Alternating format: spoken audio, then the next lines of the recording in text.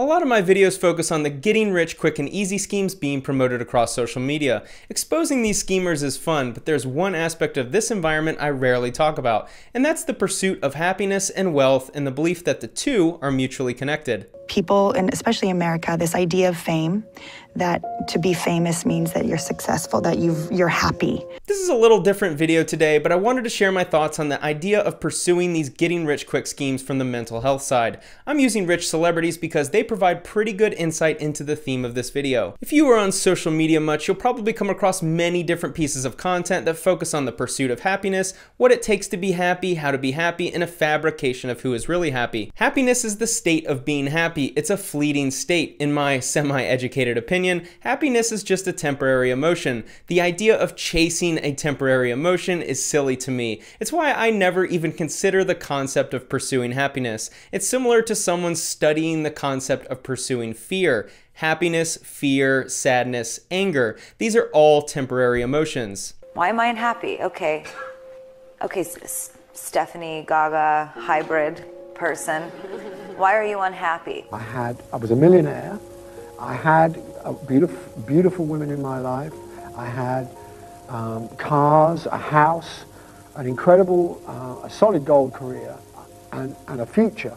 And yet, on a daily basis, I wanted to commit suicide. I don't think anyone has shared this perspective on happiness and wealth before, so I'll share my thoughts with you. This is just a thought experiment with the goal of opening your mind to the relationship of money and happiness. If you don't agree, I'd love to hear your opinion on why. In modern society, we have levels to the socioeconomic classes that we all exist within. At the bottom is where I think a majority of people exist in America, and that is survival. My buddy Jesse Burrell and I talked about this, where everyone in this class is focused on surviving. The income earned for people in this class goes towards surviving with very little left over. The survival class has very little ownership, doesn't have money to invest, is living paycheck to paycheck, and can generally be described as having a tough time getting by. Outside of some health issues, nearly all problems that people in the survival class face can be solved with money. A quick infusion of cash can solve nearly all problems for people in this class and elicit a state of happiness in the short term. In just a minute, I'll explain why there's a discrepancy between cash infusion and long-term happiness. When those things came,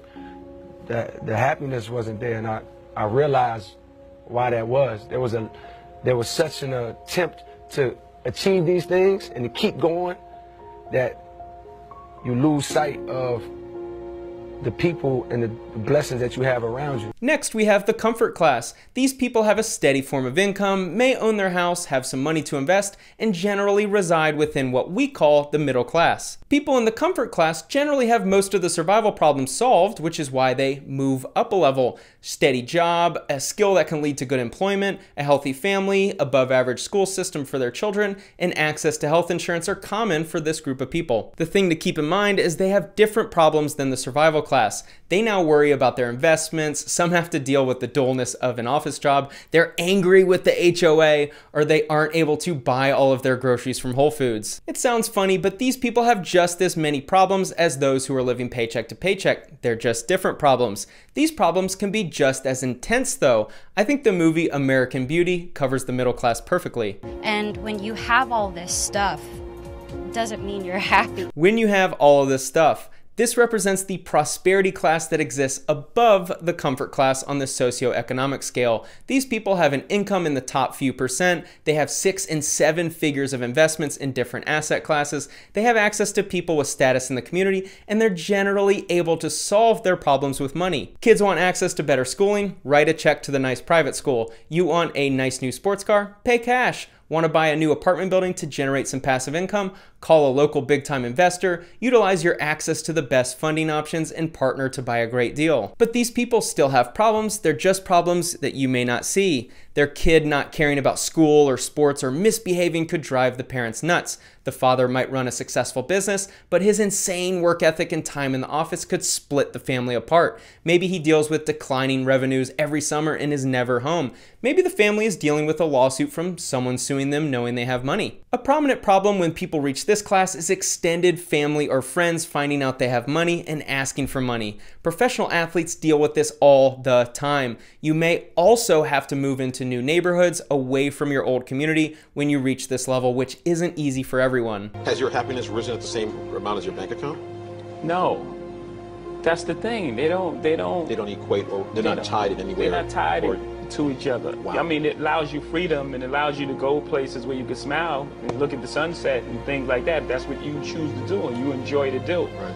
But there are a lot of people with tons of money who are unhappy. No better person to represent the top class in my tiered system than Jay-Z, a savvy businessman who has risen from the bottom to the top. He definitely exists in the FU money tier that is the top of the food chain. Facing a lawsuit, settle out of court, want to buy the newest sports car, have your money manager handle it, want access to the most exclusive clubs in the world, make a simple phone call. Need advice on an investment strategy? Hang out with Warren Buffett. Want to get married? Find one of the most desirable women on the planet and marry her. Okay, maybe not everyone in this class can do what Jay-Z has done, but the point is that nearly all of the problems that people in the other socioeconomic classes have can be solved by people with FU money. This class is going to be the people with excessive amounts of wealth, they have high status within their community, they have power both politically and socially, and they're generally going to be people who are inaccessible. But these people still have problems to deal with. Jay-Z had a very public interest in another woman. Imagine your marriage and affairs being known by everyone within 24 hours.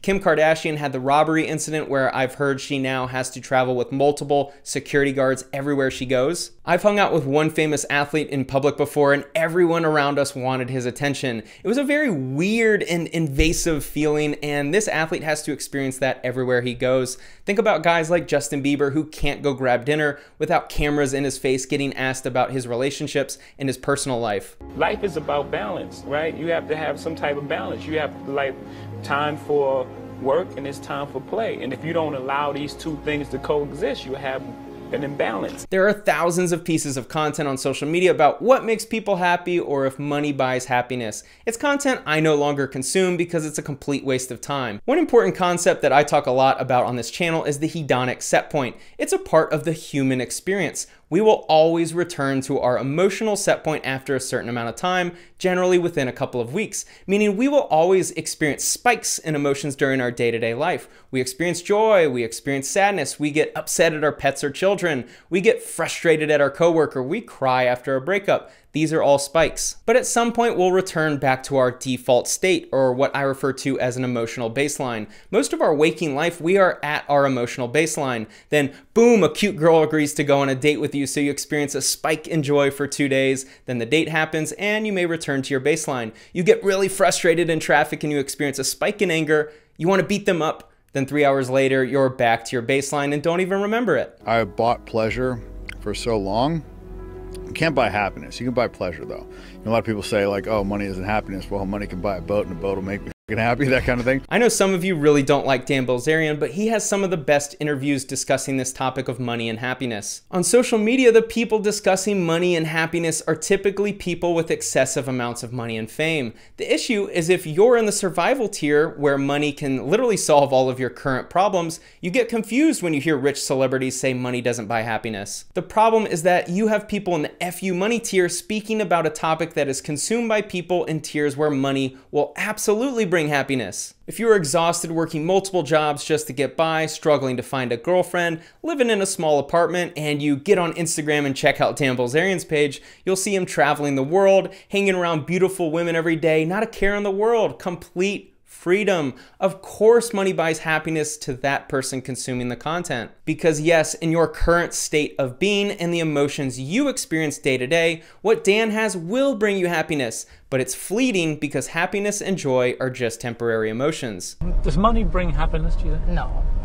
The reason why you hear quotes like this is because wealthy celebrities like Beyonce are no different than you or I in our circuitry. Once the hedonic adaptation has set in, a human reverts back to their default state. She has a default state and at times will feel anger, resentment, happiness, joy, frustration, just like us. Think about it like this. If you love sports cars and you've never driven a sports car, someone lending you their Ferrari for a day will probably give you a spike to 10 out of 10 on the joy and excitement scale. For that single day, you may be the happiest dude on the planet. But if you've owned an exotic for 10 years, then it's difficult to have that same experience. At some point, you may not even notice you're driving a really nice car because you've adapted. All of a sudden I get back to LA, I'm by myself, my girl's not there. I'm sitting in the room and I'm like, what do I do? Like, I don't even know what is Jake Paul right now? and like, where is this path? And like, I don't know what to do with my life. The most important concept to understand in life, in my opinion, is the concept of hedonic adaptation. We as humans will always adapt to our current lifestyle. It's in our DNA. It helped us survive and evolve. We are incapable of being forever comfortable and experiencing pure bliss once we've made it financially. It works in our favor when we don't have money because it allows us to be okay with sleeping on a floor or eating peanut butter sandwiches every single day because that's all we can afford. But it works against us when we earn a lot of money. It's inevitable that you get used to your house, your car, your spouse, any material items, your career, everything. It's hard to break free from this. I think fame is isolating, you know, fame and money too. The more the spotlight's on you, the more you kind of don't want it. You know, you're like, you ever go out and you feel like people are looking at you? Well, like imagine going out and feeling like that and they just always are, you know? So it's like, after a while, you lose your privacy. I hope this video doesn't come across as me having the answers because I certainly don't, but I recently upgraded from the survival mode to comfort mode and have had the fortune of being around wealth in my life. The way I attack life is by looking for constant improvement. I never chase happiness. That's a poor use of time and energy in my opinion. I look at certain areas in life that I want to improve and I follow a very specific system for constant improvement. One of the reasons why I don't buy into these get-rich-easy schemes that I criticize on this channel is I'm not interested in attaining a bunch of money real quick. I've never had any interest in the lottery. I personally think the best way to live life is to seek constant improvement so you can experience the little upticks in joy and satisfaction. For me, joy comes from seeing tangible proof of improvement in key areas of life. Put it this way, there's times where I feel really happy, but at that time I also know this is temporary. I'm gonna go back to just fine. And there's times where I feel unhappy and I know it's gonna go back to normal. Maybe that's just my personal chemistry and how it works in my brain. I think that's a great way to summarize this video. This was just meant as a thought experiment. I think what we're all after is a hedonic set point to be a 10 out of 10 if that's possible. I'd love to hear your thoughts. Thanks for watching.